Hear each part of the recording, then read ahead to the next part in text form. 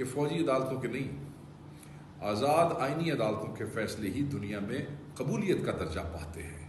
ملک میں انتشار اور کشمکش کی بنیادی وجہ ریاست کے طرز فکر و عمل اور بیان و اظہار میں سنگین نوعیت کا بگاڑ ہے، اور ہمیں سمجھنا چاہیے نہایت ناقص، غیر حقیقی اور نفرت آمیز بنیادوں پر کھڑا ریاستی بیانیہ عوام اور ریاستی اداروں کو مد مقابل لانے اور تصادم کی کیفیت کو ہوا دینے کی بڑی وجہ بن رہا ہے۔ ایس پی آر کی پریس کانفرنس میں 9 مئی 26 تاریخ قرم ایجنسی اور بہت سے ایشوز پہ بات ہوئی ہے جن کا جواب دینا بہت ضروری ہے۔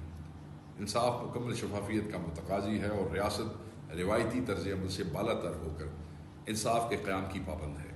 ہم یہ سمجھتے ہیں کہ پہلے سے طے شدہ تاثرات اور تصورات کی روشنی میں فیصلے سنانے سے انصاف قائم ہو سکتا ہے، نہ اسے بطور انصاف کوئی قبولیت میسر آ سکتی ہے۔ جزا و سزا کے فیصلے آئین کے تحت عدالتی نظام کے ذمہ ہے۔ دفاعی اداروں کی عدالتیں لگانے سے انصاف اور ریاست کے دستوری نظام پر نہایت مہلک اثرات مرتب ہوتے ہیں۔ یہی وجہ ہے کہ فوجی عدالتوں کے نہیں، آزاد آئینی عدالتوں کے فیصلے ہی دنیا میں قبولیت کا درجہ پاتے ہیں۔